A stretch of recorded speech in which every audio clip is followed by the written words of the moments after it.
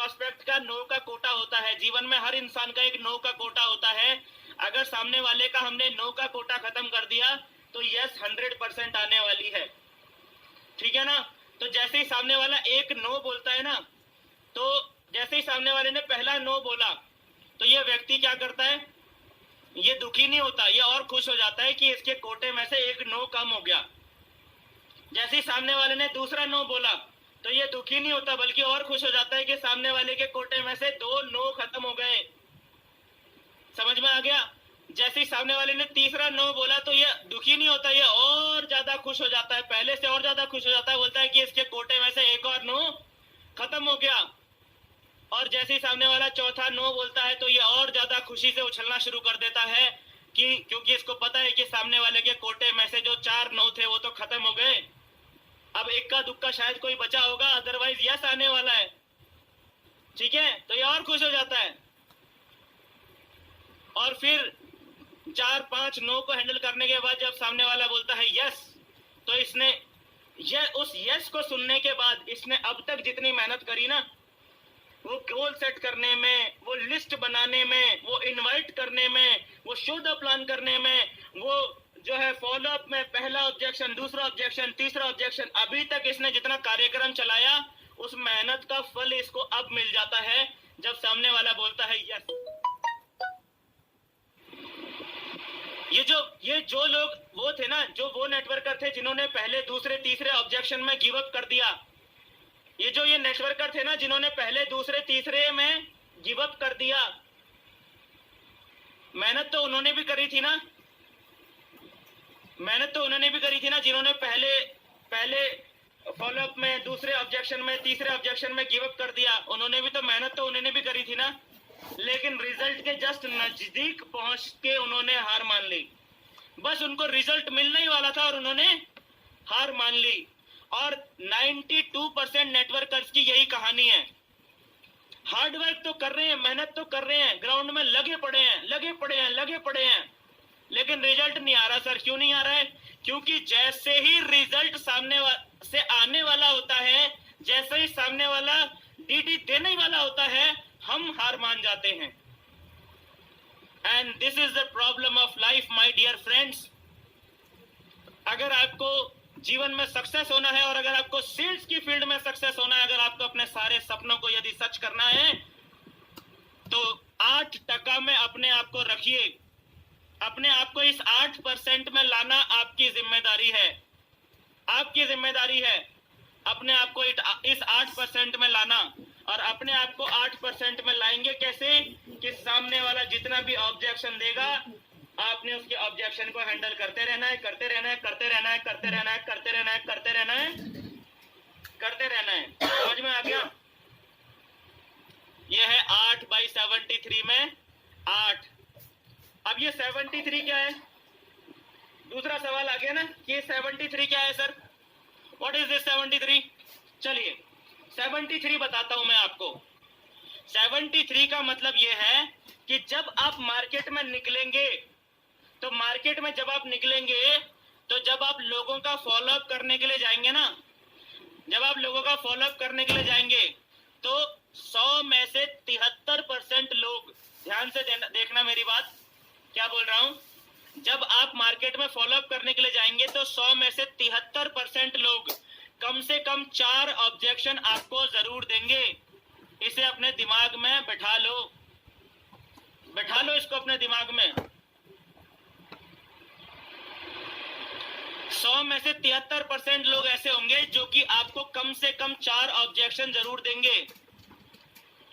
सिर्फ 27% लोग ही ऐसे होंगे जो आपको या तो 1 ऑब्जेक्शन देके यस बोल देंगे, या तो 2 ऑब्जेक्शन देके यस बोल देंगे, या तो फिर 3 ऑब्जेक्शन देके आपको यस बोल देंगे। ऐसे सिर्फ 27% लोग हैं। 73% लोग आपको ऐसे मिलेंगे जो कम से कम 4 ऑब्जेक्शन आपको जरूर देंगे। 5 भी हो सकते हैं, 6 भी हो सकते हैं, 7 भी हो सकते हैं, लेकिन 4 तो कम से कम होंगे ही होंगे। तो जब भी आप अपने क्लाइंट को हैंडल करने के लिए जा रहे हैं, तो कम से कम 4 के लिए तो आपने हमेशा मेंटली प्रिपेयर रहना है कि 4 ऑब्जेक्शन तो सामने से आएंगे ही आएंगे। अब वो 4 कुछ भी हो सकते हैं। समझ में आ गया? ये जो 8% जो 8% जो नेटवर्कर्स है ना, उन्हें पता है कि सामने से 73% लोग मुझे ऐसे मिलने वाले हैं जो कम से कम 4 ऑब्जेक्शन मुझे देंगे ही देंगे। और ये जो बाकी 92% नेटवर्कर्स हैं, उनको नहीं पता कि सामने से आने वाले 73% लोग मुझे 4 ऑब्जेक्शन देंगे ही देंगे, कम से कम 4 देंगे ही देंगे। इसीलिए इन 92% के साथ में बड़ी धीरे धीरे धीरे धीरे काम हो रहा होता है। इनका काम तुक्के में चल रहा होता है। आ गया तो वेलकम, नहीं तो बिडकम। आ गया तो ठीक है, नहीं तो कोई बात नहीं। हमारे पास लोगों की क्या कमी है ना? हमारे पास तो बहुत सारे लोग हैं, ज्वाइन हो गया तो ठीक है, नहीं हुआ तो कोई बात नहीं। काम तुक्के में चल रहा होता है। ये सारी बातें एक बिगिनर लेवल के व्यक्ति के लिए तो ठीक है, लेकिन अगर आप सीरियसली इस बिजनेस के अंदर आ गए हैं तो आपको सीरियसली सोचना चाहिए। सेल्स के सिद्धांतों के बारे में आपने सीरियसली स्टडी करनी चाहिए। अगर आप सेल्स के सिद्धांतों को ज्यादा से ज्यादा स्टडी करेंगे, उनको ज्यादा से ज्यादा आप ग्राउंड में इंप्लीमेंट करेंगे, तो आपके साथ रिजल्ट्स हमेशा रेडी रहने वाले हैं। आपके साथ बहुत सारे रिजल्ट्स आने वाले हैं। ये है दोस्तों 8/73 का नियम। क्लियर होता है आपको? क्लियर हुआ आपको 8/73 का नियम? चलिए, 8/73 का नियम में एक चीज और है फॉलोअप के अंदर में।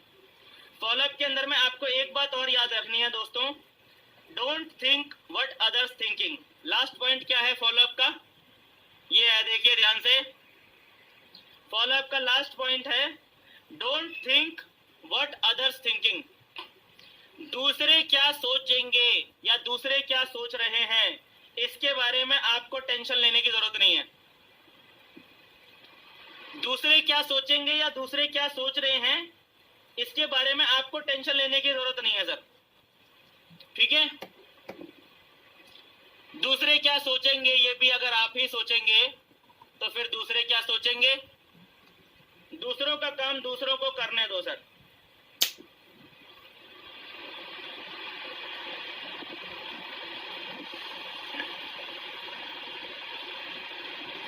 दूसरों का काम दूसरों को करने दो।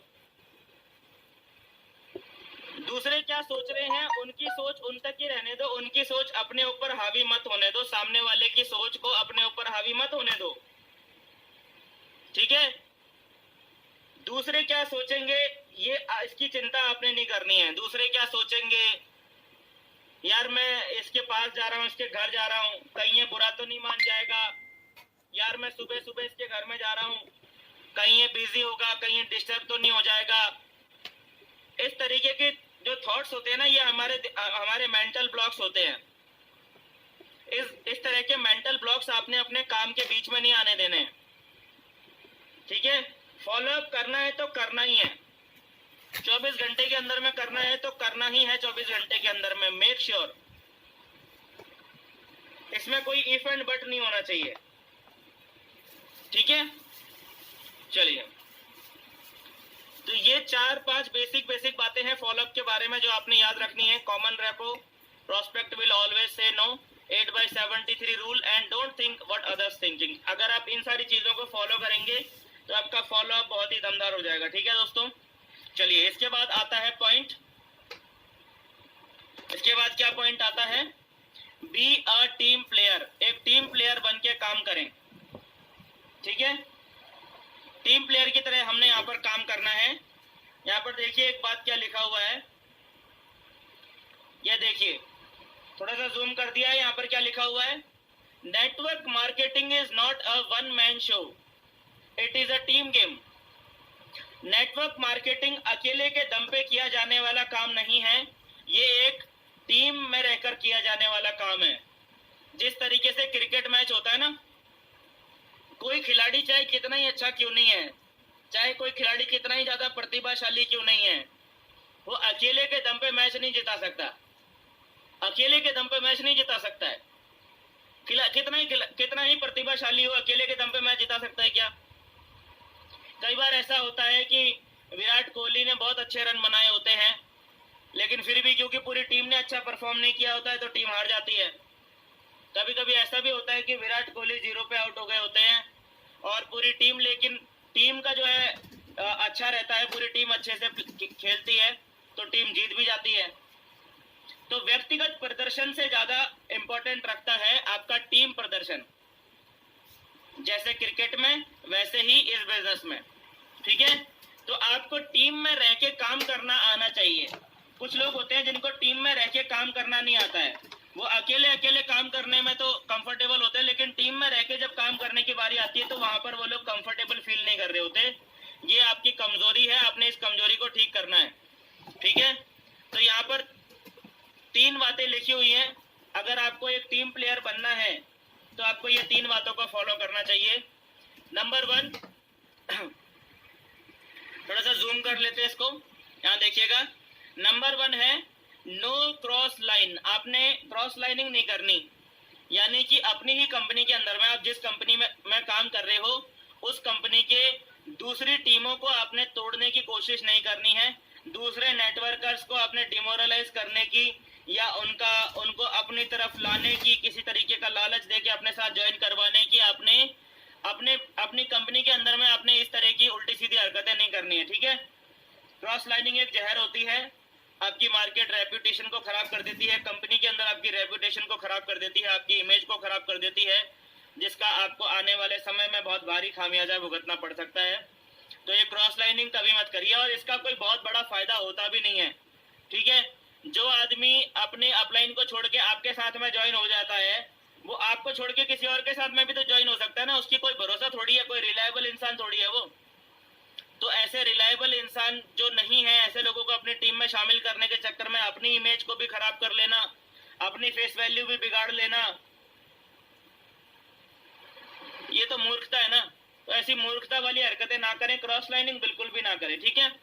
Point number 1। पॉइंट नंबर 2 है काउंसलिंग विद एक्टिव अपलाइन। आपको इस बिजनेस में हमेशा एक्टिव अपलाइन के साथ में काउंसलिंग करके ही आपने कोई भी आपने काम करना है, कुछ भी आपके दिमाग में कोई आइडिया आया, कुछ भी आप करना चाह रहे हैं, तो आपने हमेशा अपने एक्टिव अपलाइन से आपने इस बारे में पहले चर्चा करनी है कि सर मेरे दिमाग में ऐसा ऐसा विचार आ रहा है कि इस काम को इस तरीके से भी किया जा सकता है, क्या ऐसा करना सही रहेगा। तो अगर आपके अपलाइन कहते हैं कि हाँ ऐसा करा जा सकता है, तभी आपने वो काम करना है, अदरवाइज आपने कुछ भी नया नहीं करना है इस बिजनेस में बिना एक्टिव अपलाइन की एडवाइस के, ठीक है।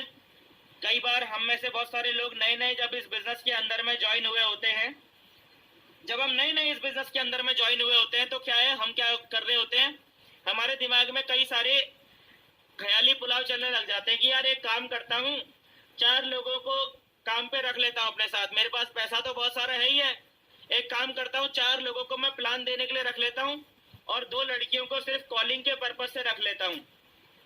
4 लोगों को मैं प्लान देने के लिए रख लेता हूँ और 2 लड़कियों को खाली कॉलिंग के लिए पर्पज से रख लेता हूँ। वो 2 लड़कियां दिन भर सिर्फ इन्विटेशन करेंगी और जिनको भी वो इनवाइट करेंगी, ये जो 4 बंदे हैं उनको जा जाके प्लान देते रहेंगे और मेरे डाउन में ज्वाइन करवाते रहेंगे। ऐसा लोग दिमाग लगा रहे होते हैं अजीब अजीब से। तो ऐसे उल्टे सीधे दिमाग आपने नहीं लगाने हैं, जो करने के लिए बोला जाए सिर्फ वही करना है और उतना ही करना है और उसी तरीके से करना है, ठीक है। चलिए, काउंसलिंग विद एक्टिव अपलाइन। इसके बाद है एडिफिकेशन। एडिफिकेशन का ख्याल रखना है दोस्तों। आपने एडिफिकेशन का मतलब है आपके अपलाइन की वैल्यू क्रिएट करना। क्या करना? एडिफिकेशन का क्या मतलब होता है? अपलाइन की वैल्यू क्रिएट करनी है की नजरों में भी, ठीक है, ताकि आपके प्रोस्पेक्ट को जब आप अपने अपलाइन से मिलाएंगे तो आपका प्रोस्पेक्ट आपके अपलाइन की बात को सीरियसली समझे। इसलिए आपने अपने अपलाइन की वैल्यू क्रिएट करनी होती है अपने प्रोस्पेक्ट की नजर में। आपने अपने अपलाइन की वैल्यू क्रिएट करनी होती है अपनी टीम की नजर में भी। समझ में आ गया? टीम की नजर भी वैल्यू क्रिएट करनी होती है ताकि आपकी एब्सेंस में आपका अपलाइन जब आपकी टीम को हैंडल करने की अगर कभी सिचुएशन आती है तो आपकी टीम आपके अपलाइन की बात की वैल्यू करे, ठीक है। क्योंकि जरूरी नहीं है ना कि आप हमेशा प्रेजेंट रहें, इसलिए तो बोला जा रहा है ये एक टीम गेम है। जरूरी नहीं है कि आप हमेशा प्रेजेंट रहें, तो आपकी एब्सेंस में भी आपकी टीम बढ़िया काम करती रहे, इसके लिए आपके अपलाइन का इन्वॉल्व होना जरूरी है। और आपके अपलाइन प्रॉपर तरीके से इन्वॉल्व होकर आपकी टीम को साथ लेकर चल सके, उसके लिए आपने अच्छे से एडिफिकेशन करना जरूरी है, ठीक है। तो ये एडिफिकेशन आ गया। साथ ही साथ आपने अपनी नजरों में भी अपलाइन की वैल्यू सही रखनी है। कई लोग अपनी नजरों में अपलाइन को सही वैल्यू नहीं देते। कई लोग क्या सोच रहे होते हैं, अपने असिस्टेंट की तरह ट्रीट कर रहे होते हैं, तो वो गलती नहीं करनी है आपने, ठीक है। चलिए, तो ये हो गया एडिफिकेशन। इस तरीके से आपने बी प्लेयर वाले सिस्टम को फॉलो करना है। इसके बाद आ जाता है यहाँ पर बिकम गुड यूजर। आपने एक अच्छा यूजर बनना है। यहाँ पर देखिए एक बहुत अच्छी लाइन यहाँ पर लिखी हुई है, मैं थोड़ा सा जूम करता हूँ इसको। ये देखिए यहाँ पर एक बहुत ही बेहतरीन लाइन लिखी हुई है। इसमें लिखा हुआ है before becoming a good promoter you have to become a good user.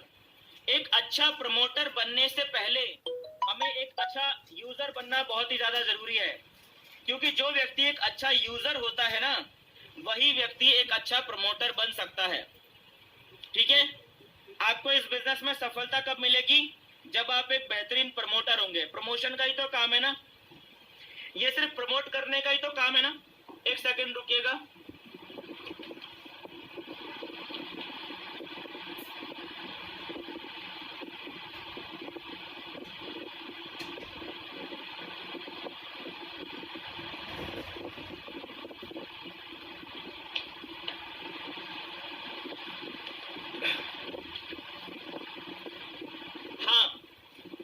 इस बिजनेस में हमारा काम क्या है? हम प्रमोशन ही तो कर रहे हैं ना।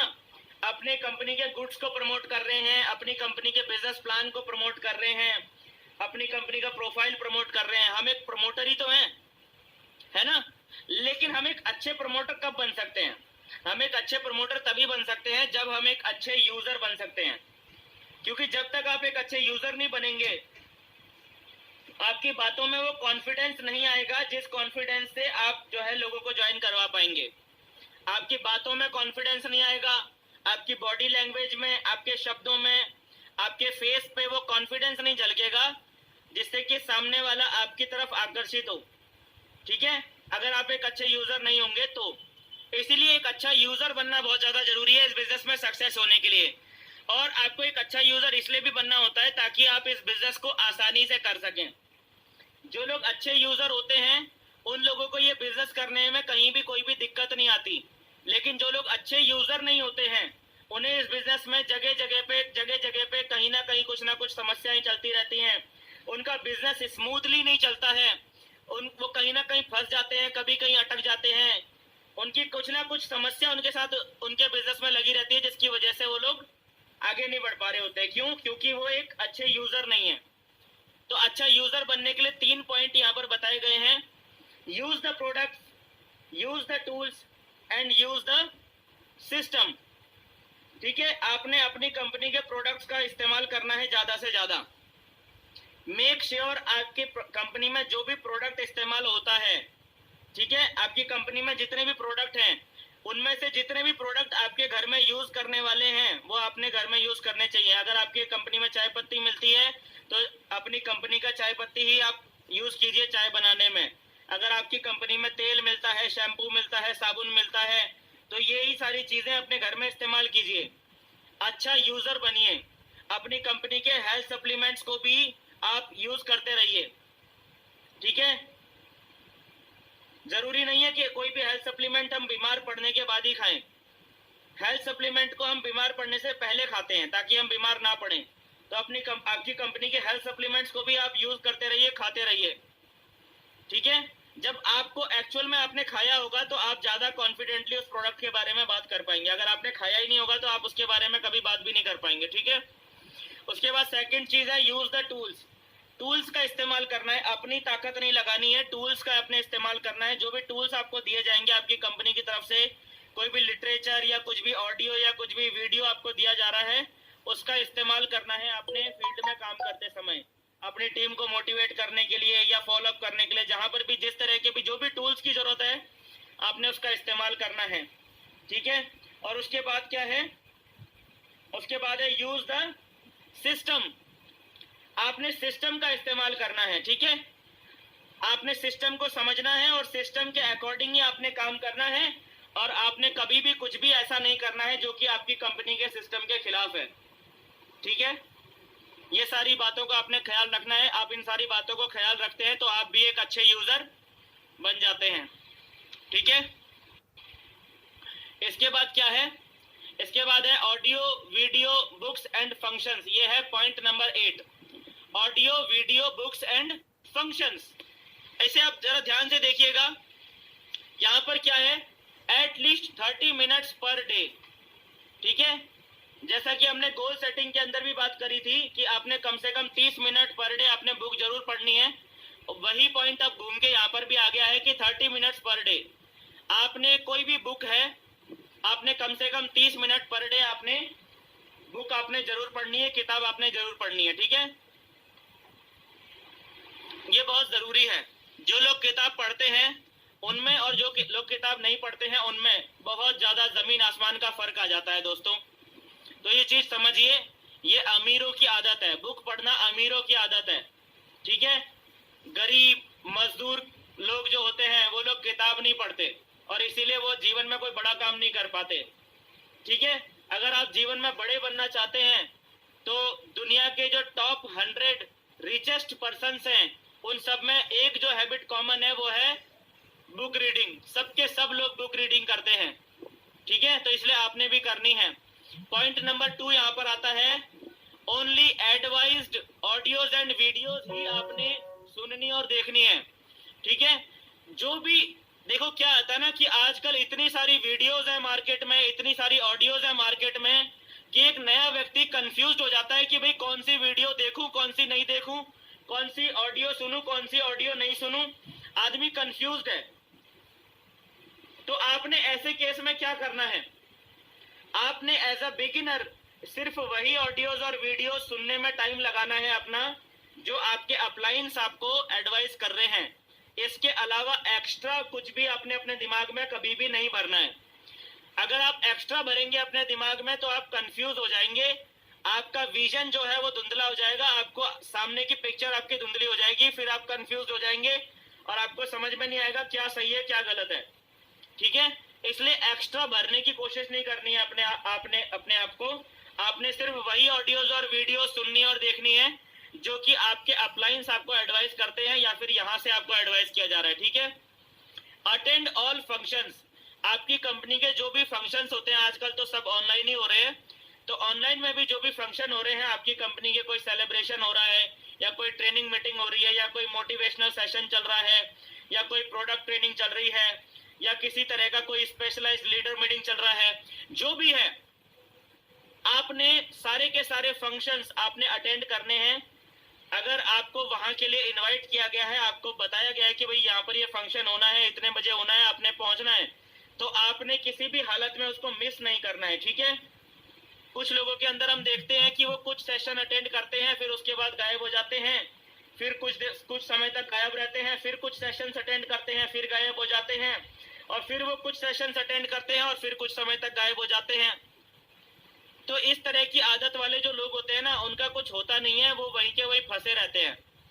ठीक है, तो अगर आप अपने जीवन में आगे बढ़ना चाहते हैं ना, तो कंटिन्यूटी होनी चाहिए आपके बिजनेस में, आपके काम करने के तरीके में, आपकी लर्निंग की प्रोसेस में भी एक कंटिन्यूटी होनी चाहिए। आपने लगातार कोई भी फंक्शन आपने छोड़ना नहीं है, लगातार आपने अटेंड करते रहना है। ठीक है, चलिए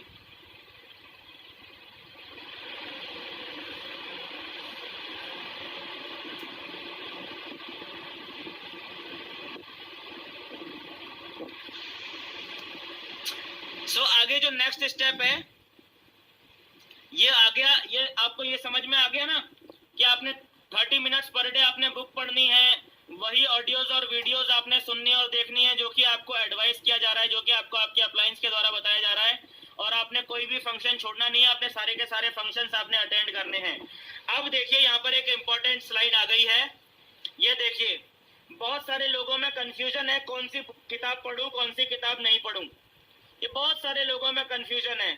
ठीक है, अब हम यहाँ से आपके कंफ्यूजन को यहाँ से हम सॉर्ट आउट कर रहे हैं। ये हैं वो 12 most important books for beginners. Beginners के लिए सबसे ज्यादा मोस्ट इंपॉर्टेंट जो 12 किताबें हैं वो मैंने यहाँ पर लिखी हुई हैं आप लोगों के लिए। आपने ये किताबें आपके करियर का अगर पहला साल चल रहा है या अगर दूसरा साल चल रहा है या तीसरा साल चल रहा है, तो अगर इनमें से कोई भी किताब ऐसी है जो कि अभी तक आपने नहीं पढ़ी है तो सबसे पहले आप उस किताब को पढ़िए, बाकी किताबें आपने बाद में पढ़नी है। ठीक है, यहाँ देखिएगा और दोस्तों एक बात का और ख्याल रखिएगा, जिस सीक्वेंस में यहाँ पर हमने किताबें लिखी हैं उसी सीक्वेंस में पढ़िएगा, इससे आपको बहुत फायदा मिलेगा। तो पहली किताब जो आपको अपने करियर में पढ़नी चाहिए, अपने नेटवर्क मार्केटिंग करियर में जो आपने पहली किताब पढ़नी चाहिए वो है बड़ी सोच का बड़ा जादू। दूसरी किताब जुड़ो जोड़ो जीतो। तीसरी किताब सवाल ही जवाब है। चौथी कितना सच कितना झूठ। पांचवी 21वीं सदी का व्यवसाय। छठवीं जीत या हार रहो तैयार। सातवीं लोक व्यवहार। आठवीं कॉपी कैट मार्केटिंग 101। नाइन्थ किताब जो आपने पढ़नी है वो है अति प्रभावकारी लोगों की 7 आदतें। ये बहुत ही इंपॉर्टेंट किताब है। अति प्रभावकारी लोगों की 7 आदतें, ये बहुत अच्छी किताब है। ठीक है, इसको जरूर पढ़िएगा। आप में से मेरा मानना है कि ज्यादातर लोगों ने ये किताब अभी तक नहीं पढ़ी होगी, इस किताब को जरूर पढ़िएगा। और इसके बाद एक किताब है लक्ष्य, ब्रायन ट्रेसी जी की, बहुत अच्छी किताब है, इसको जरूर पढ़ना है आपने। इसके बाद 11वीं किताब है मैं सेलिंग में असफलता से सफलता तक कैसे पहुंचा। यह है 12वीं किताब कि मैं सेलिंग में असफलता से सफलता तक कैसे पहुंचा। और उसके बाद है 12वीं किताब, वो है टाइम मैनेजमेंट। आपको अपने करियर के पहले 1 साल में यानी कि पहले 12 महीनों में आपने ये किताबें पढ़नी चाहिए। ठीक है, इनमें से कोई भी किताब आप ऊपर से देखना शुरू कीजिए। जो भी किताब आप ऊपर से नीचे की तरफ देखिए, आपको इनमें से जो भी किताब दिखाई देती है जो आपने अभी तक नहीं पढ़ी है, उस किताब को आप खरीदिए और उस किताब को आप जरूर पढ़िए। समझ में आ गया? बिगिनर्स के लिए सबसे बेहतरीन किताबें हैं ये। इसके अलावा और भी बहुत सारी किताबें हैं मार्केट में, होने को तो मार्केट में और भी बहुत सारी किताबें हैं ना, लेकिन वो आप सेकंड ईयर में भी पढ़ सकते हैं।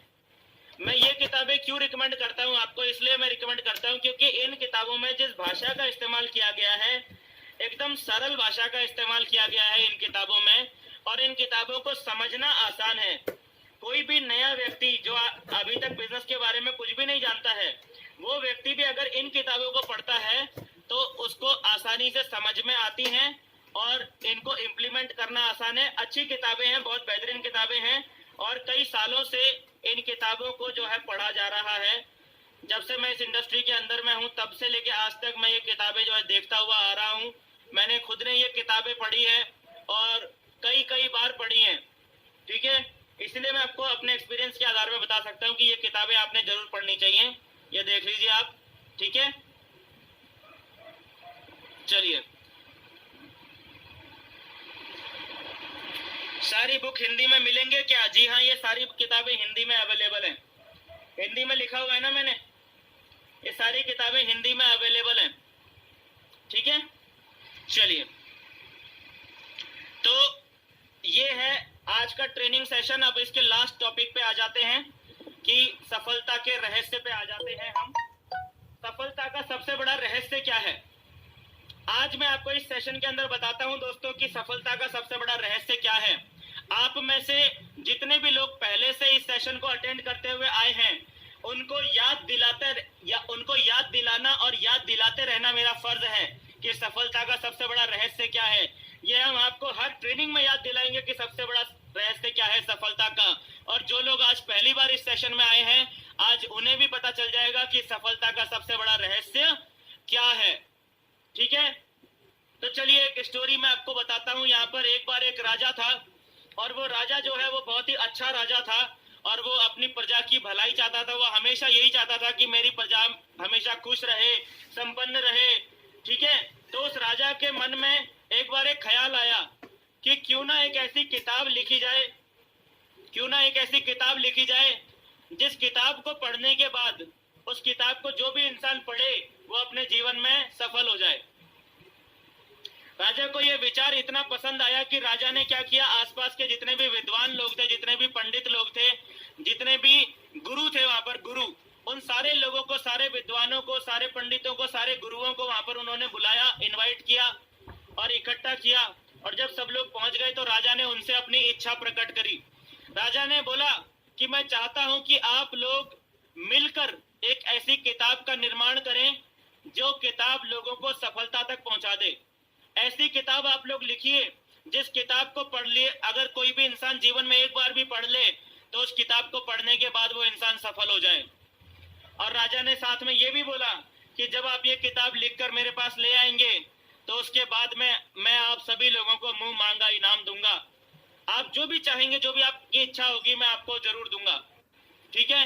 तो जितने भी विद्वान लोग थे वो सबके सब खुश हो गए, बोला कि वाह बहुत अच्छी बात है।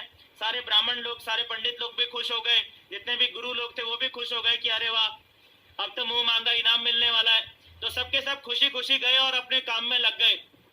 1 महीना बीत गया। 1 महीने के बाद वो सबके सब लोग वापस लौटे और एक बहुत बड़ा सा 10,000 पन्नों का ग्रंथ उनके हाथ में था। 10,000 पन्नों का ग्रंथ, एक बड़ी सी किताब उनके हाथ में थी और वो किताब उन्होंने ले जाके राजा के सामने रख दी, बड़ी सी किताब। ठीक है। और राजा से बोला, महाराज सफलता की किताब हम लिख कर ले आए हैं, अब इस किताब को जो भी इंसान पढ़ लेगा वो जरूर सक्सेस हो जाएगा अपने जीवन में। राजा को बहुत खुशी हुई देखकर कि ऐसी किताब उनकी आंखों के सामने आ चुकी थी जिस किताब को पढ़ के कोई भी सफल हो सकता था। लेकिन तभी राजा के मन में एक विचार आया कि ये किताब तो बहुत बड़ी है, बहुत मोटी है, इसको पढ़ने में तो बहुत वक्त लगेगा और हर इंसान इसको पूरा पढ़ भी नहीं पाएगा। तो राजा ने फिर उन विद्वानों से कहा कि देखो ऐसा है, आप लोगों ने मेहनत तो बहुत अच्छी करी है और मैं आपकी मेहनत की तारीफ भी करता हूँ, लेकिन मेरे मन में एक इच्छा है कि आप लोग क्या कीजिए, आप इस किताब को थोड़ा सा छोटा करके ले आइए, थोड़ा छोटा करके ले आइए इस किताब को, ताकि इसे पढ़ना आसान हो जाए, इसे ज्यादा लोग पढ़ सकें। ठीक है। अभी ये किताब इतनी मोटी, इतनी बड़ी है कि इसे पढ़ना थोड़ा मुश्किल है। ठीक। और उसके बाद उस किताब को लेकर चले गए। अब उन्होंने 1 महीना और लगाया, उस किताब में बहुत सारी काटा छाटी करी, बहुत सारे लेसन्स उसमें से हटा दिए, बहुत सारे प्रसंग उसमें से हटा दिए, बहुत सारी कहानियां उसमें से हटा दी, बहुत सारे एग्जाम्पल, उदाहरण उसमें से हटा दिए और काटा छाटी करके उस किताब को जो है 1 महीना लगा दोबारा से राजा के सामने लाके रख दिया। अब वो किताब जो थी वो अब मात्र 1,000 पन्नों की रह गई थी। पहले वो किताब 10,000 पन्नों की थी और अब वो किताब कितने की हो गई, मात्र 1,000 पन्नों की। अब राजा और खुश हो गया, बोला कि अरे वाह, मजा आ गया, आप लोगों ने तो कमाल कर दिया, 1,000 पन्नों में ले आए आप इस किताब को, मजा ही आ गया, बहुत बढ़िया। तभी फिर राजा के मन में एक और विचार आता है। राजा बोलता है कि यार ये अभी भी 1,000 पन्ने की किताब है, 1,000 पन्ने की किताब पढ़ने में तो बहुत टाइम लगेगा, अभी भी बहुत टाइम लगेगा। तो उन्होंने एक बार फिर से विद्वानों से इच्छा जाहिर कर दी। उन्होंने बोला कि देखो ऐसा करो, इस किताब को थोड़ा और छोटा करके ले आओ ताकि इसे पढ़ना आसान हो जाए, ताकि इसे और ज्यादा लोग पढ़ सके। मैं चाहता हूँ कि किताब ऐसी हो जिसे हर कोई पढ़ सके, तो इस किताब को थोड़ा छोटा और करके ले आओ और इसमें जो भी गुंजाइश है काटा छाटी करने की, इसे और थोड़ा काटा छाटी करके ले आओ। तो जो विद्वान लोग थे वो एक बार फिर से गए और एक बार फिर से उन्होंने 1 महीने का समय लिया और अब की बार उन्होंने और बहुत सारे लेसन उसमें से हटा दिए, बहुत सारे प्रसंग उसमें से हटा दिए, बहुत सारे किस्से, बहुत सारी कहानियां, बहुत सारे उदाहरण उसमें से हटा दिए। समझ में आ गया। और काटने छाटने के बाद 1 महीने के बाद एक बार फिर से वो विद्वान लोग पहुंचते हैं राजा के पास में और अब की बार उन विद्वानों के हाथ में एक छोटी सी किताब होती है, मात्र 50 पन्नों की, मात्र 50 पन्नों छोटी किताब लाके वो राजा के सामने रखते हैं। बोलते हैं महाराज इस 50 पन्नों की किताब को तो मात्र 1 घंटे में, 1.5 घंटे में, 2 घंटे में पढ़ा जा सकता है। इस किताब को पढ़ के कोई भी सफल हो सकता है, ये मात्र 50 पन्नों की किताब है। अब राजा की खुशी का कोई ठिकाना नहीं रहा, राजा एकदम खुशी से नाचने लग गया। राजा ने बोला मजा आ गया, मजा आ गया, वाह। लेकिन तभी राजा के मन में फिर से एक और विचार आ गया। राजा के विचार आया कि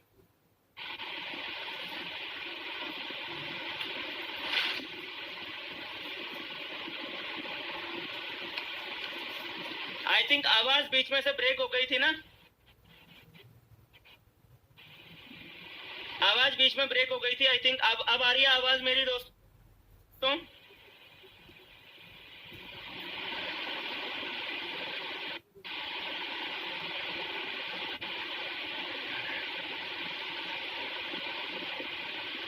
आवाज अब आ रही है आवाज मेरी? Okay, thank you very much. ये सिग्नल्स जो है बहुत 50 पन्नों के बना दिया।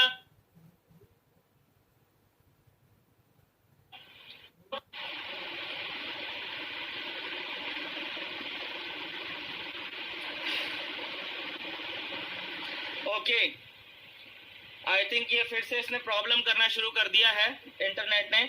अभी आ रही है आवाज दोस्तों? सर अभी आ रही है आवाज?